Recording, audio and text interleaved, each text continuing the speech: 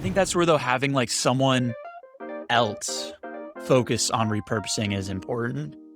Like whether you have like a podcast manager or a producer, or you're working with like a freelancer or an agency like us, is like you can just record the long form content and then we handle all the repurposing from there, and can honestly probably do it better than the actual podcaster can, because like you said, there's just only so much time in the day, and like this is also what we do all the time. So yeah.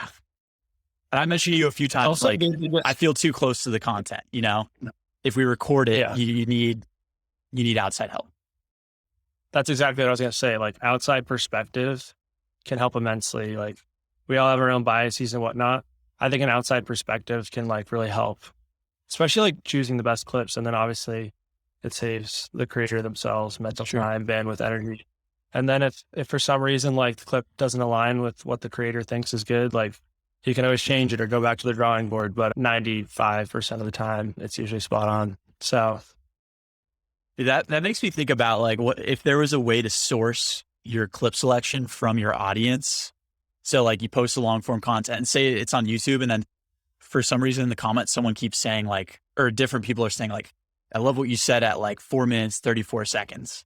Like that's a great signal that your audience would probably like that clip and you could repurpose that clip.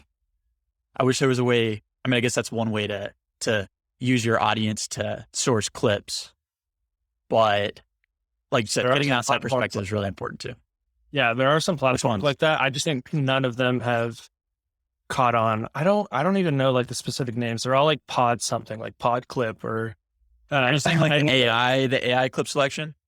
No, I think people actually submit clips they like, but it's kind of just like, it looks like the Apple like podcast cover. And somebody like pressed from this to this. I don't think it like gives you much context or anything, but it's like, this was a good clip about X, which is really cool. And if you're a bigger podcaster, maybe you could go into these platforms and see what people are like choosing and then be like, oh, just repurpose this, instead of having somebody go through the whole episode and decide.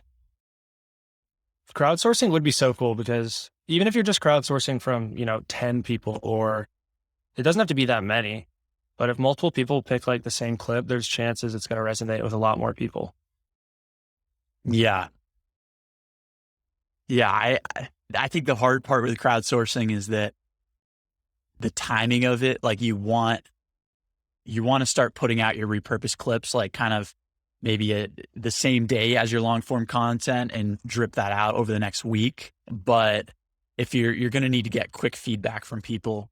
Yeah. So it's not realistic. I think YouTube has this thing where it shows you audience retention, and at certain points it'll show a spike. And if there's a spike, that means people are like pausing and potentially rewatching the content. And that's like a really good signal that piece of the video was like particularly interesting, or like people need to do a double take. And then from there, in the next week, you could always use that feedback to actually, like we were saying, like choose that clip and share it. But yeah, I don't know. I think it comes down to like whoever's selecting clips for you just needs to have a pulse on who your audience is, like what they're going to care about. And I think that gives people like a much better upper hand on selecting clips that are relevant and they'll actually perform well. So yeah. Do you want to talk about like why selecting clips is such a big pain point and what makes it so difficult? I feel like we kind of went on a tangent here about that, but I think we could go more into depth on that topic. Yeah.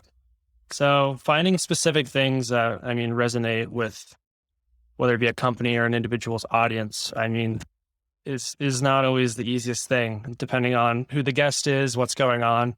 So you really need to be focused on those things. And it'll definitely help if you like build out a document of sorts, or have like a little resource center where like, some of the key value propositions or like the key messages that are trying to be spread.